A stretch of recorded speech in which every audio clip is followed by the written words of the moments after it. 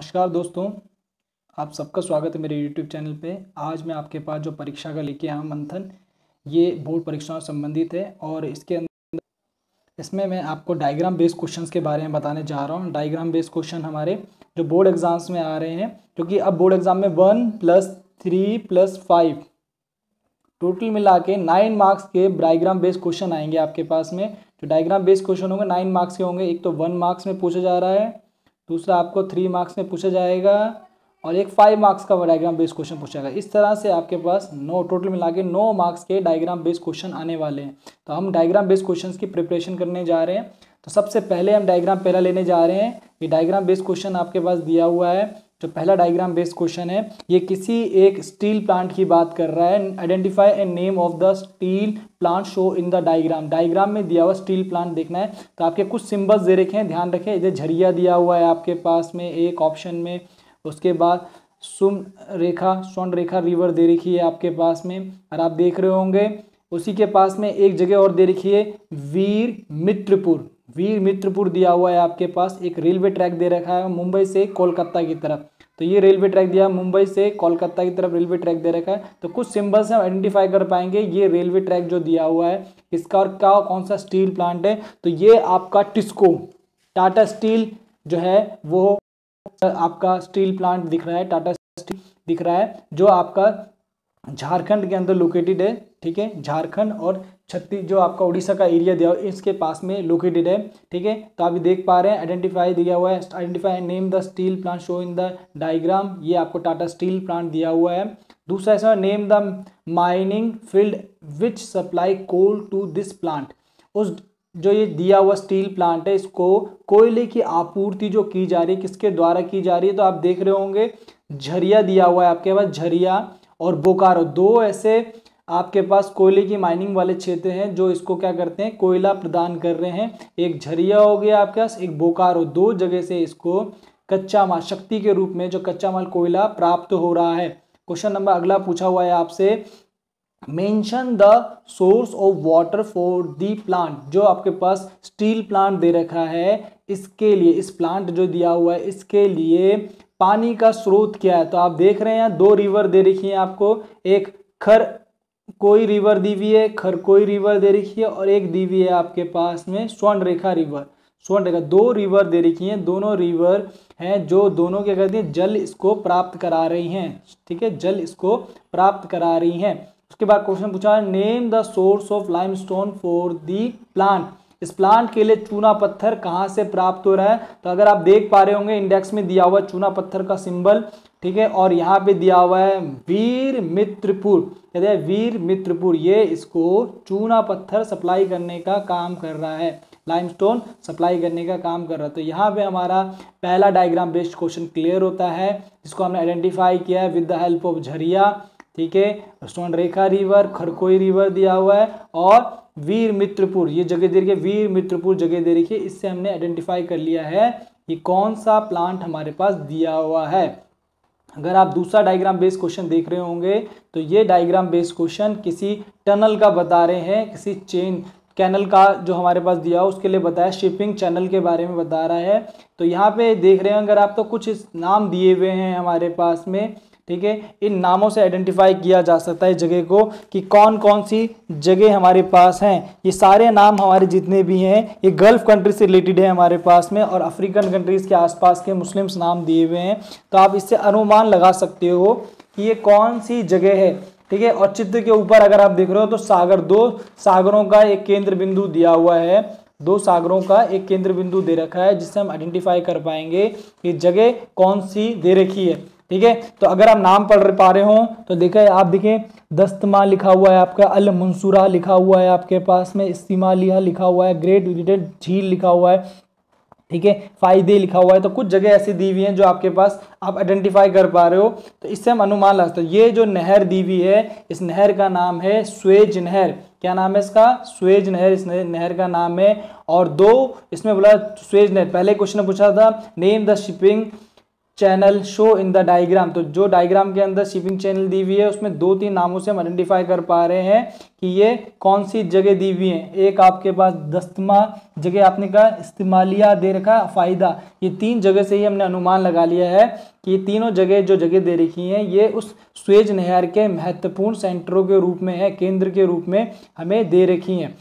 अगर आप दूसरा क्वेश्चन पूछना, name the 2 body water bodies join by the canal. जो कैनाल से 2 वाटर बॉडीज जुड़ने का काम किया था, एक आपको दिख रहा होगा नॉर्थ की तरफ दे रखा है आपके पास में, तो नॉर्थ की तरफ जो दिया हुआ है वह है आपके पास मेडिटेरियन सी वाला पार्ट, भूमध्य सागर वाला पार्ट दिया हुआ है आपके पास में, ठीक है। और दूसरी तरफ अगर आप देखने की कोशिश करेंगे जो साउथ का पार्ट दे रखा है, जो आपके पास साउथ का जो पार्ट दिया हुआ है जो साउथ का पार्ट आपके पास दे रखा है, आप देख पा रहे हैं साउथ के पार्ट के ऊपर यहाँ रेड सी दे रखा है आपको, लाल सागर दिया हुआ, तो 2 जगह आपके पास दे रखी हैं, ठीक है। दोनों जगह आपको एक तो मेडिटेरियन सी वाला पार्ट हो गया नॉर्थ की तरफ, और साउथ की तरफ जो दिया हुआ है वो रेड सी वाला पार्ट है। तो दोनों चैनल से आप अनुमान लगा पा रहे हैं 2 वाटर बॉडीज की बात की जा रही है। उसका name the north most and southern most tunnels for the channel. Channel की 2 टनल दे रखी है, एक नॉर्थ की तरफ दी है, साउथ की तरफ दे रखी है। तो अगर आप नॉर्थ की तरफ देख रहे होंगे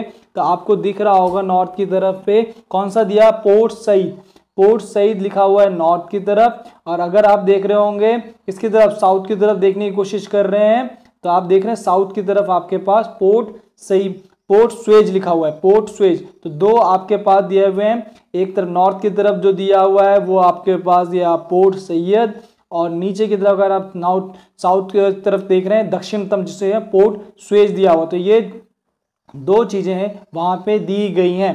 उसके बाद name 2 continent that have made more use of the channel. तो अगर आप देख रहे होंगे आपको यूरोप और एशिया दोनों कॉन्टिनेंट्स को काफ़ी ज़्यादा इससे हेल्प मिल रही है।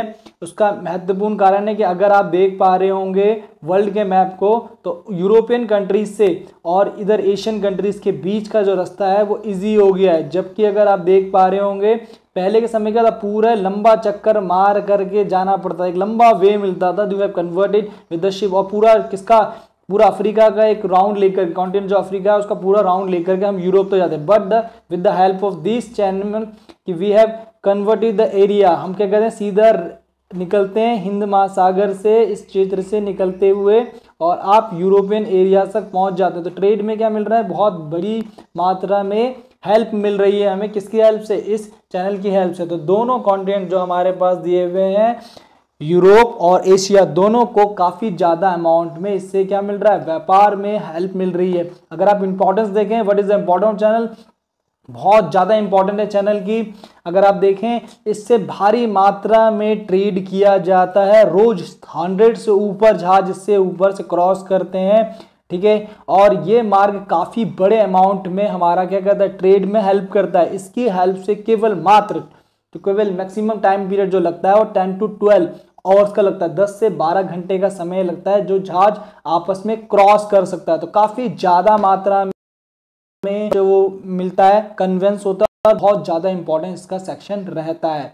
उसके बाद अगर आप दूसरा चित्र देखें तो स्टील प्लांट का एक चित्र दे रखा है, identify the iron steel plant show in the map, ठीक है। चित्र में जो दिया गया है इसको आपने आइडेंटिफिकेशन करना है। तो आपको यहाँ कुछ सिंबल बता दिए जाते हैं, जैसे आप ये कोरबा लिखा हुआ है, ठीक है, डाली राज हरा लिखा हुआ है आपके पास में, हिल्स वाला एरिया, ठीक है, तंदुला टैंक लिखा हुआ मिल रहा है। तो ये और एक महानदी, ये कुछ 4 सिंबल हैं जिससे हम आराम से आइडेंटिफाई लगा सकते हैं। ये छत्तीसगढ़ के जो भिलाई इस्पात संयंत्र दिया हुआ है, छत्तीसगढ़ के अंदर जो लोकेटेड है भिलाई इस्पात, जो स्टील प्लांट दिया हुआ है, स्टील प्लांट, उसकी बात की जा रही है, ठीक है। और ये बहुत इंपॉर्टेंट आपके पास है, ठीक है, कई बार ये पूछा भी जाता है पेपर में, तो आपको पता होना चाहिए। आइडेंटिफाई कर लिया हमने इसको, ये identify the iron and steel plant show in the map. तो ये आयरन जो स्टील प्लांट है वो कौन सा है, भिलाई इस्पात संयंत्र, भिलाई स्टील प्लांट आपके पास दे रखा है। उसके बाद क्वेश्चन नंबर 2 में पूछा हुआ है, नेम एनी 2 रॉ मटेरियल्स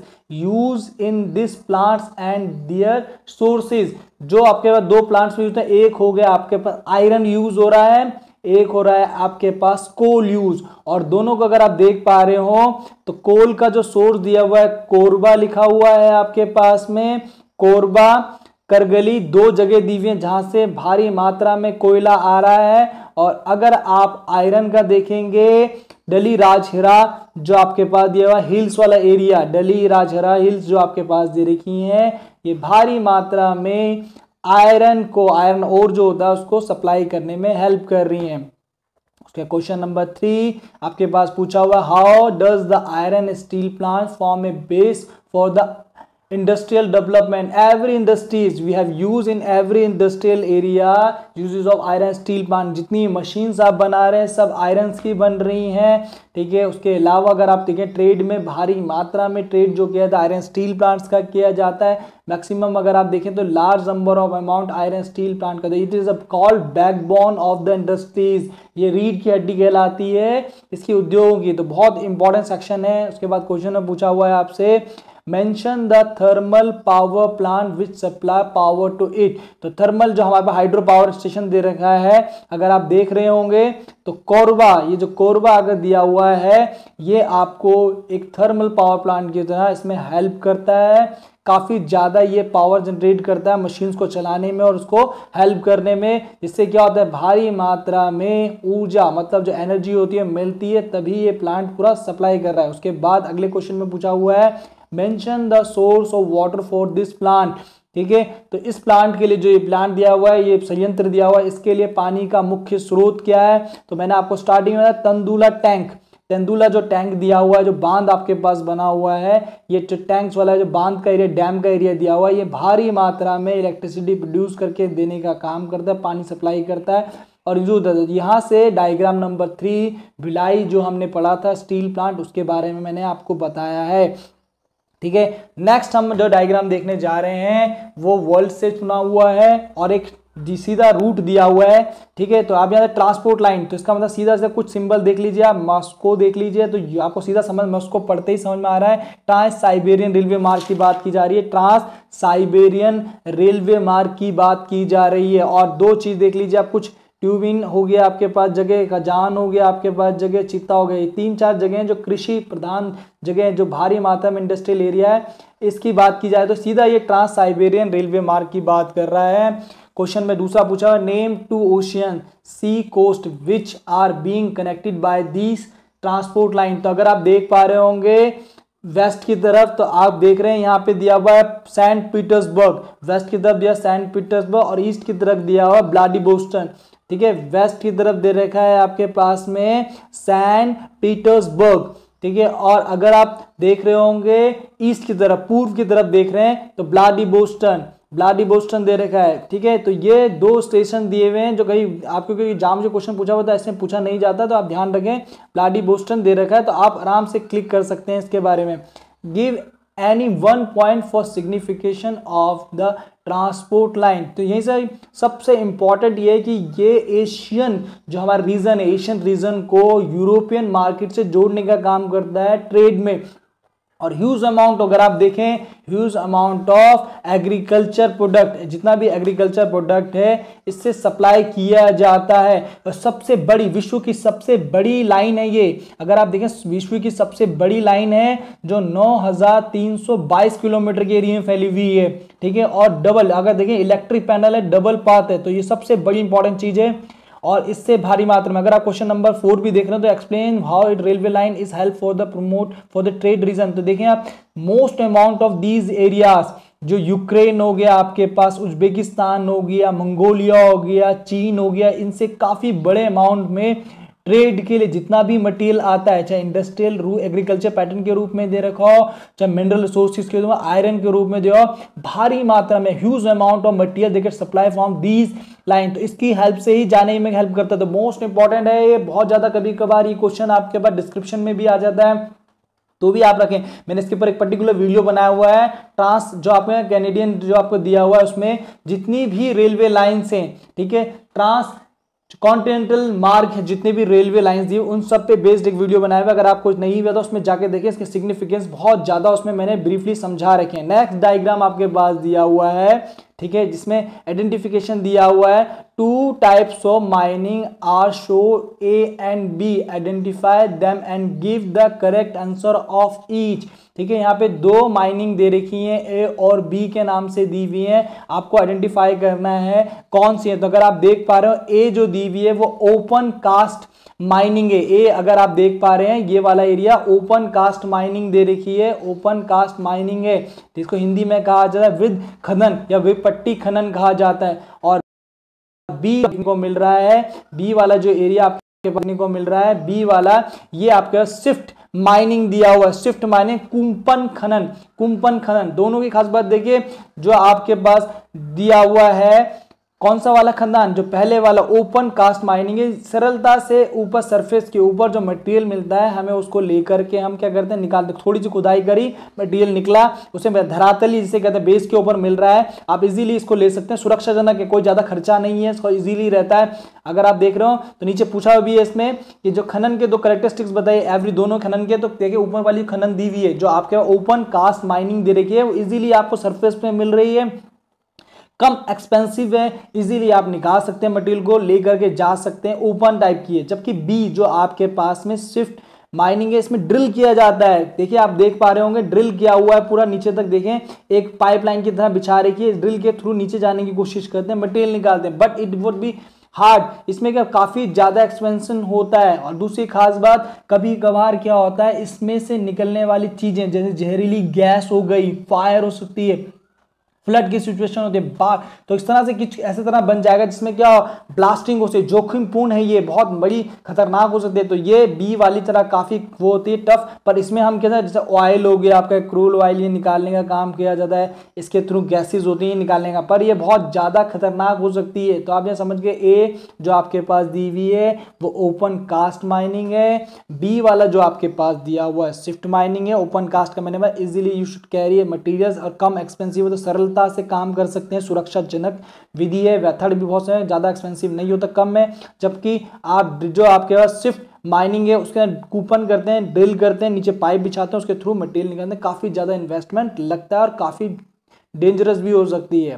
ठीक है, नेक्स्ट चित्र आप देख पा रहे होंगे, ये भी एक चैनल का दिया हुआ चित्र है आपके पास में, और इस चैनल को आप अनुमान लगाइए, जैसे आप पढ़ेंगे नाम ऊपर लिखा हुआ कोलन, ठीक है, जैसे ही आप यहाँ वर्ड पढ़ रहे हैं कॉलिन पढ़ रहे हैं और कुछ सिंबल बने हुए हैं, कुछ रूट्स पड़े हुए हैं, तो आप तुरंत अनुमान लगा लेंगे ये पैनामा नहर की बात की जा रही है, पैनामा नहर जो है हमारे पास उसकी बात कर रहा है। तो सीधा भाई यहाँ पे क्वेश्चन, पहले क्वेश्चन है the famous sea channel show in the map, वो आपके पास जो दे रखी है वो है आपके पैनामा चैनल, ठीक है, पैनामा नहर। और question number 2, which 2 ocean are connected by this ship line, 2 महासागरों को जो दौड़ रहे हैं उसमें क्या है, पूर्व की तरफ अगर आप देखने की कोशिश करें, वेस्ट पार्ट की तरफ जो आपके पास दिख रहा है वो अटलांटिक लिखा हुआ है, और जो ईस्ट की तरफ दिया हुआ अटलांटिक लिखा हुआ है, और वेस्ट की तरफ जो दे रखा है वो पैसिफिक ओशियन लिखा हुआ है। तो दोनों तरफ से अगर आप देखने की कोशिश करें तो जहां आप देखने की कोशिश करें, ये वाला जो पार्ट आपको कॉलन वाला पार्ट देखने को मिल रहा है, ठीक है, कॉलन वाले पार्ट की तरह अगर आप देखने की कोशिश करेंगे तो आप पाएंगे यहाँ जो महासागर पाया जा रहा है, जो यहाँ महासागर पाया जा रहा है वो अटलांटिक महासागर दिया हुआ है, ठीक है। और अगर आप देखने की कोशिश करेंगे नीचे की तरफ वाले पार्ट की तरफ जो आपका कौन सा दिया हुआ है, पश्चिम की तरफ का एरिया दिया हुआ है, ठीक है, तो यहाँ वाले एरिया के अंदर अगर आप देखेंगे प्रशांत महासागरीय क्षेत्र आपको देखने को मिलता है। क्योंकि अगर डायग्राम को ध्यान से देखें तो इस तरह बना हुआ है और इस बीच में नहर दी हुई है आपके पास में, तो यहाँ पे जो दिया हुआ है कॉलिन दिया हुआ है, और यहाँ पे प्रशांत महासागर, आर्कटिक और प्रशांत महासागर दोनों को आपस में मिलाने का काम कर रही है। तो ये आप ध्यान रखें, ये बहुत बारीक चीज़ है, छोटी सी चीज़ है, पर आपको कंफ्यूजन क्रिएट कर सकती है, इसलिए ध्यान रखें इस चीज़ का। तो यहाँ पे जो आपका वेस्ट की तरफ का पार्ट दिया उसमें प्रशांत महासागर और ईस्ट की तरफ अटलांटिक महासागर दिया हुआ है आपके पास में। Question number 3, name the tunnel, ठीक है, पोर्ट्स ऑफ द सी, जो आपके शिपिंग चैनल दिया हुआ है इसके ऊपर 2 जो दिए हुए कौन सा उसको पता करना है। तो अगर आप देखें जो आपकी पश्चिम की तरफ वाला पार्ट दिया हुआ, पश्चिम की तरफ जो दिया हुआ है वो आपके पास दिया हुआ है पैनामा नगर, कौन सा दिया हुआ, पैनामा नगर दिया हुआ है। और अगर आप पूर्व की तरफ देख रहे हैं तो कॉलिन दिया हुआ है, कॉलिन, पैनामा नगर और कॉलिन। अगर आप वेस्ट की तरफ जाएंगे तो आपको क्या मिल रहा है देखने के लिए, पनामा, और ईस्ट की तरफ जा रहे हैं तो कॉलिन। दो इसके पोर्ट दिए हुए हैं और दोनों खास हैं, इंपॉर्टेंट। उसके बाद दिख रहा है why does the channel have locking system, यहाँ बंधक वाला सिस्टम क्यों बना हुआ है, क्योंकि पानी की सप्लाई को मेंटेन करने के लिए we should make the channels, हमने बंधक बनाए हुए, क्योंकि कहीं कहीं पे इसकी जो ऊंचाई है, जो इसकी हाइट है, वो सी बेस से ऊपर हो जाती है, इसलिए पानी को रोकने के लिए, ठीक है, पानी के मेंटेन बनाए रखने के लिए, जिससे क्या इजीली रह जाए, पानी का मेंटेन लेवल बना रहे, इसलिए इस जगह पे 6 जगह पे लॉकिंग सिस्टम बना रखा है। 6 जगह पे लॉकिंग सिस्टम आप देख पा रहे हो, ये लॉकिंग सिस्टम का दिया हुआ है डायग्राम, ये लॉकिंग सिस्टम बने हुए, तो 6 जगह पे लॉकिंग सिस्टम बनाए हुए टू मेंटेनिंग वाटर सप्लाई, पानी के स्तर को, लेवल ऑफ वाटर बनाए रखने के लिए 6 जगह पे इसको बनाया हुआ है, 6 जगह पे इस टनल को बना के रखा हुआ है, ठीक है। उसके बाद एक क्वेश्चन और पूछा हुआ है, name the country which has constructed this channel, जो आपने बनाया, किसने बनाया है इसे, तो आप देखिए यूएसए, संयुक्त राज्य अमेरिका, यूएसए यूनाइटेड स्टेट ने ही इसको कंस्ट्रक्शन किया हुआ है, ठीक है। और उसके बाद क्वेश्चन ने पूछा है why is the channel most used by the USA, because USA के थ्रू इसे बनाया गया था, मोस्ट इंपॉर्टेंट, क्योंकि ट्रेड में हेल्प करेगा, डिस्टेंस कवर करने में हेल्प करता है, जिससे क्या हो, इस नहर, इसके माध्यम से न्यूयॉर्क से सैन फ्रांसिस्को, जो न्यूयॉर्क है उससे सैन फ्रांसिस्को की जो दूरी है 13,000 किलोमीटर की दूरी, वो भी कम हो गई है, ठीक है। और खास तौर पे इससे भारी मात्रा में दक्षिण पूर्वी, जो हमारे south west part of Asia है, उसके संग ट्रेड करने में हेल्प मिलती है, इजीली हम कर सकते हैं। और इसके कारण ही काफी बड़ा जो इंपॉर्टेंस दिया हुआ है, जितना इंपॉर्टेंस किसका है, सुएज कैनाल का है, सुएज चैनल का है, वैसे ही कैनाल जो हमारे पास दी हुई है पनामा कैनाल का भी बहुत इंपॉर्टेंट, इट आज the most important role, play most important role in the economy of South America की इकोनॉमी में तो बहुत ज्यादा इसका इंपॉर्टेंस दिया हुआ है। और इसकी अगर कैरेक्टरिस्टिक्स की बात करें, 4 कैरेक्टरिस्टिक्स और आपको मैंने बताया, एक तो 72 किलोमीटर लंबी, आपके पास लंबी बहुत लॉन्ग डिस्टेंस की नहर है आपके पास में, ठीक है। उसके अलावा 2 चैनल्स की बात की है हमने, कॉलिन और पनामा, 2 उसके वो दिए हुए हैं, ठीक है। और इसके बाद की जो दूरी है न्यूयॉर्क से सैन फ्रांसिस्को की जो 13,000 किलोमीटर की दूरी है, उसे कम करने में हेल्प करती है, ठीक है। भारी मात्रा में इससे हम जो साउथ वेस्ट साउथ ईस्ट जो एशियन कंट्रीज हैं उनके साथ बहुत ज़्यादा अमाउंट में हम ट्रेड कर पा रहे हैं, और it play the important role in the economical conditions of South America की इकोनॉमी के अंदर बहुत इंपॉर्टेंट इसका रोल दिया हुआ है। दूसरा अगर आप डायग्राम देखने की कोशिश करेंगे, डायग्राम नंबर 7, ये भी एक रेलवे लाइन है, उसका चित्र दिखा रहा है, और रेलवे लाइन का तुरंत आप क्लिक कर जाएंगे, जैसे ही आप वैंकूवर पढ़ रहे हैं, हैलिफैक्स पढ़ रहे हैं, तुरंत ही आप समझ जाएंगे ये दोनों जगह जो हैलिफैक्स और वैंकूवर दिया हुआ है आपके पास में,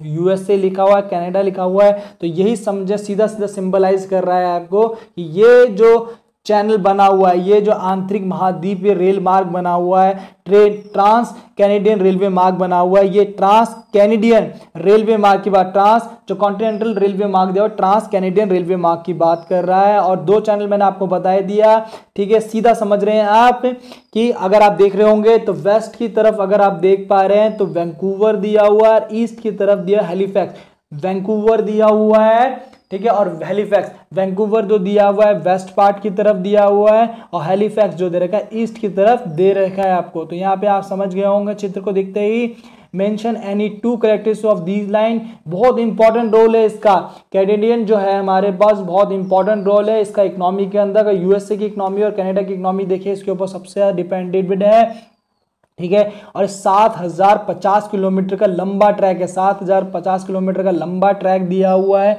और इसका निर्माण जिसको बनाया कंस्ट्रक्ट किया गया 1886 में बनाया गया है, ठीक है, ब्रिटेन के थ्रू इसकी संधि की गई थी तब बनाया गया था। इसमें मोस्ट इंपॉर्टेंट है कि कई जगह कई इंडस्ट्रियल एरिया इसके अंतर्गत आते हैं, काफ़ी बड़ा अमाउंट अगर देखने की कोशिश करें बहुत बड़ा है, ग्रेट लेक वाला सुपीरियर लेक वाला जो एरिया है वो इसके अंदर आ रहा है आपका इंडस्ट्रियल एरिया में। इसके थ्रू काफ़ी ज़्यादा वीट हो गया, मीट हो गया, इसकी सप्लाई की जाती है, ठीक है। पेरियार पूरा जितना एरिया दिख रहा है, पेरियार जो आपका रीजन दिया हुआ है उसमें जितना भी ज़्यादा दिया हुआ वन्य क्षेत्र जो भी फॉरेस्ट एरिया वो भी सब जो है। तो इस रेलवे इंपॉर्टेंस का बहुत ज़्यादा इंडस्ट्रियल में काफ़ी ज़्यादा, ये इकोनॉमिकल कंडीशन इसे इसीलिए कहा जाता है, इसे लाइफ लाइन ऑफ कनाडा भी कहा जाता है। धामी क्यों कहते हैं? इसी कारण से, इसका जो इकोनॉमिकल ट्रेड है इसी कारण से होते थे। तो ये पासिंग है क्योंकि बहुत इंपॉर्टेंट इसका दिया हुआ है कनाडा के लिए और ये बहुत इंपॉर्टेंट सेक्शन में। तो ये कुछ करेक्टरिस्टिक्स हैं जो इसको आइडेंटिफाई करती हैं। तीसरा जो आपके पास डायग्राम दिया हुआ है, डायग्राम नंबर 8, ये भी एक रेलवे टनल का दिया हुआ और ऑस्ट्रेलिया वर्ड समझते ही आप समझ गए होंगे कि ये ऑस्ट्रेलियन जो आपके पास ऑस्ट्रेलियन ट्रांस जो आपके पास कॉन्टिनेंटल रेलवे लाइन है उसकी बात की जा रही है। और आपने यहाँ पे देख ही लिया होगा कि चित्र को देखते ही समझ में आ रहा है, नेम आइडेंटिफाई करना, ऑस्ट्रेलियन ट्रांस या पार महाद्वीपीय rail trans continental railway track इसके नाम से जाना था। In which country? The Australia के अंदर, ये आराम से आप इजीली कर सकते हैं, ऑस्ट्रेलिया लिखा हुआ ही है। Name the 2 ocean coast which are linked by the railway lines, ठीक है। तो अगर आप देख रहे होंगे पर्थ दिया हुआ है, सिडनी और मेलबर्न, ठीक है। पर्थ से सिडनी, सिडनी से मेलबर्न, ये रेलवे ट्रैक का जो डिस्टेंस बना हुआ है इस तरह से लिंक्ड है कि पर्थ से सिडनी, सिडनी से मेलबर्न तक ये बना हुआ है, ठीक है। और अगर आप देख रहे होंगे इस क्वेश्चन के अंदर इसमें पूछा हुआ which are the tunnel station by the railway line, ठीक है। तो यहाँ पे सीधा ही समझ में आ जाए कि कितने के, जो सिडनी आपका दिया हुआ है इसका मोस्ट इंपॉर्टेंट एरिया दिया हुआ है लिंक। उसके बाद दूसरा क्वेश्चन पूछा name the ports located on the coast of Spencer gulf through which the railway line pass. तो यहाँ स्पेंसर की खाड़ी पर स्थित बंदरगाहों के नाम बताइए। 2 इसमें जगह दी हुई है, पोस्ट अगस्ता और पोस्ट परी, ठीक है। अगर आप देख पा रहे होंगे पोस्ट अगस्ता और पोस्ट परी जो आपके पास है 2 यहाँ पे दिए हुए हैं, दोनों से स्पेंसर की खाड़ी दी हुई है, इस जगह पे लोकेटेड है, यहाँ से होकर के निकलता है। तो यहाँ पे इजीली आप समझ पा रहेंगे द गल्फ ऑफ स्पेंसर के पास में ये 2 स्टेशन दिए हुए हैं, पोस्ट अगस्ता पोस्ट परी, 2 आपके स्टेशन दे रखे हैं। फिर आपके पास एक डायग्राम पाई चार्ट दे रखा है, पाई चार्ट को आप देख पा रहे होंगे, इसमें कुछ रिलेटेड क्वेश्चन मैंने into how many classes are urban centre classified the census of India. तो यहाँ 6 सेंसेक्स के अंदर इसको डिवाइड किया, 6 सेंसेक्स के अंदर डिवाइड किया। Which class of urban centre, अगर आप देख रहे हैं which class of urban centre has the largest, तो आप देख पा रहे हैं ए जो आपके पास दिया हुआ है 1 वाला, ये जो एरिया दिया हुआ 1, तो ये इजीली आप समझ पा रहे हैं 1 का सबसे बड़ा एरिया इसमें दिया हुआ है जिसमें सबसे ज्यादा अमाउंट में आप देख पा रहे होंगे, ठीक है। उसके बाद which class of urban centre has the lowest urban population, तो ये आप देख पा रहे हैं लोवेस्ट अर्बन पॉपुलेशन आपकी किसमें मिल रही है? 6th वाले में देखने को मिल रही है, 6 वाला जो आपके पास दिया है उसके अंदर देखने को मिल रही है। तो 6th वाले के अंदर लोएस्ट पॉपुलेशन रेशियो देखने को मिल रहा है। Which class of city has the highest percent sharing in the total urban population, तो अगर आप देखेंगे टोटल अर्बन पॉपुलेशन का सबसे ज्यादा देखने को मिल रहा है वो आप 1 में इजीली देख पा रहे हैं, 1 का बहुत बड़ा ग्राफ देखने को मिल रहा है, परसेंटेज भी ज्यादा है और ये पूरा एरिया जो जितना एरिया आप देख रहे हैं सब एरिया 1 के अंदर आ रहा है। तो यहाँ पे 1 वाले एरिया के अंदर सबसे ज्यादा परसेंटेज देखने को मिलता है, तो 1 वाला एरिया का ही परसेंटेज सबसे ज्यादा देखने को मिल रहा है। उसके बाद which class of city has the second ranking in the total urban population, second ranking हमारे पास जो देखने को मिल रही है वो 3rd वाले की है, तीसरे वाले की, क्योंकि उसका परसेंटेज ज़्यादा देखने को मिल रहा है। डायग्राम में भी देखें डॉटेड पार्ट भी उससे रिलेटेड कहीं ना कहीं देखने को मिल रहा है, उसका परसेंटेज दूसरे वाले के मुकाबले ज़्यादा देखने को मिलता है। अगर आप एनसीईआरटी की बुक में भी देखें तो वहाँ पर भी तालिका के अंदर इसका परसेंटेज हाई दिया हुआ है। उसके बाद अगर आप देखने की कोशिश करेंगे, उसके बाद क्वेश्चन दिया हुआ है आपके what is the population size of second class of India, तो वहां देखेंगे 41.32,000 इतने के अराउंड में इसका परसेंटेज और एरिया दिया हुआ है। आपके पास एनसीईआरटी में साफ शब्दों में लिखा हुआ है find out the percentage sharing of urban population of class 1 city from the diagram, तो टोटल पॉपुलेशन अपॉन जो उसकी दी हुई नंबर ऑफ सिटीज, जो नंबर ऑफ सिटीज को नीचे रखें उसे डिवाइड कर दे टोटल पॉपुलेशन को, आराम से निकल जाएगा कितना होगा, ठीक है। Which class of city has the lowest percentage of class in 5th, 5वें से कम किसका देखने को मिल रहा है, तो सीधा कहीं ना कहीं आपका देख पा रहे हो क्लास 6 का परसेंटेज 5वें से कम देखने को मिल रहा है, लिस्ट देखने को मिल रहा है। ठीक है। यहाँ पे एक और आप देख रहे होंगे, यहाँ पे साफ दिया हुआ है एक आपके पास में राइन रिवर वाला, ये चैनल आप इजीली देख पा रहे हैं, जर्मनी का दिया हुआ है। यहाँ पे पहले name the in land waterway show in the given मानचित्र के अंदर दिया गया है, तो आप इजीली देख पा रहे हैं इसको। ये आपका जो चित्र दिया हुआ है, ये चित्र आपका कहीं ना कहीं संबंध रख रहा है किससे, सीधा राइन रिवर से। मैंने ऊपर ही पढ़ था आपको, राइन रिवर लिखा मिल रहा है, राइन रिवर का पूरा एरिया, राइन रिवर वाला ये एरिया राइन रिवर लिखा हुआ मिल रहा है आपको, तो आप इजीली अनुमान लगा सकते हैं ये चित्र राइन रिवर का दिया हुआ है। और इसका how does the water body been a born in the development of countries through which is pass explain, ये अंतरदेशीय जल मार्ग उन देशों के विकास में एक वरदान कैसे रह रहा है, इसके माध्यम से गुजर रहा है। तो आप देखें मोस्ट इंपॉर्टेंट चीज़ है, राइन रिवर एक ने बहुत इंपॉर्टेंट रोल किया हुआ है इसके अंदर, क्योंकि बहुत इंपॉर्टेंट चीज़ दी हुई है और ये जर्मनी के अंदर लोकेटेड है। ठीक है, बहुत बड़ा रेलवे ट्रैक दिया हुआ है, 700 जो आपके पास 700 किलोमीटर का लंबा ट्रैक है इसका दिया हुआ। ठीक है, और रूइन नदी जो पूर्व से आके गिरती है राइन रिवर के अंदर, और ये पूरा जो एरिया है कोल माइनिंग एरिया दिया हुआ है, इसमें भारी मात्रा में बोटिंग की हेल्प से किया जाता है। अगर हम लगाने की कोशिश करें, हर साल 20,000 से ज़्यादा शिप्स इसके अंदर जाती हैं, और आंतरिक रूप से अगर देखने की कोशिश करें तो इसके अंदर काफ़ी ज़्यादा मात्रा में 2 लाख से 3 लाख के बीच में काफ़ी ज़्यादा बोटिंग इसमें होती है। इससे जो बेनिफिट मिल रहा है, जो उसके आसपास की जो कंट्रीज में जैसे स्विट्जरलैंड हो गया, आपके पास जर्मनी होगा, फ्रांस में, बेल्जियम होगा, नेदरलैंड होगा, इनकी जो जितनी भी इंडस्ट्रियल बेल्ट है उसको ये मुख्य जो मार्ग दिया हुआ है आपका उत्तर अटलांटिक समुद्री मार्ग, उससे जोड़ने का काम करता है। तो बहुत इंपॉर्टेंट रोल है इसका। ठीक है, और बहुत एक इंपॉर्टेंट सेक्शन के रूप में हमारे पास दिया हुआ है राइन रिवर का। ठीक है, लास्ट डायग्राम जो आपके पास लेकर के आया हूं मैं, ये डायग्राम आपके पास दिया हुआ है एक स्टील प्लांट का।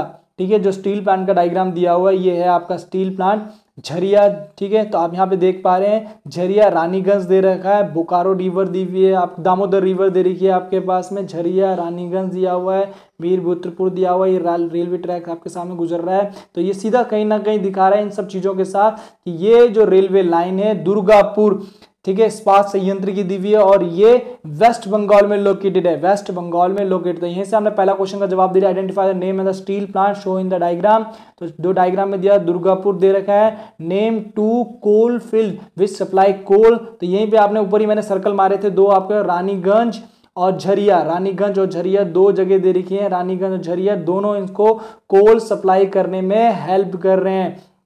Mention the source of water supply for the plant, जल की सप्लाई कौन कर रहा है, तो यहाँ पर रिवर देख रहे हैं आप, दामोदर नदी, दामोदर नदी से जल प्राप्त हो रहा है। तो दामोदर जो आपका कारपोरेशन दिया, वैली कारपोरेशन, वो क्या करता है, पानी सप्लाई करने का काम कर रहा है। और उसके बाद नेक्स्ट क्वेश्चन में पूछा उसी में, name the mining area which supply magnesium to the plant, magnesium कर रहा है। तो आप यहाँ देख पा रहे होंगे डायग्राम में ही मैग्नीशियम के 2 सेंटर लिखे हुए हैं, एक नोआ मंडी लिखा हुआ है, ठीक है, और बोनागढ़ लिखा हुआ, बोनागढ़ जो 2 जगह दे रखी है, नोआ मंडी और बोनागढ़, दोनों इसको क्या करते हैं, मैग्नीशियम सप्लाई करते हैं। तो these are the 11 diagram based questions जो लगातार 2011 से 2019 तक लगातार रिपीट हो रहे हैं। ठीक है, तो आप इन डायग्राम बेस्ड क्वेश्चंस को करें, क्वेश्चंस आपके पास दिए हुए हैं। ठीक है, क्योंकि बहुत इंपॉर्टेंट होता है डायग्राम बेस्ड क्वेश्चंस का पता होना चाहिए।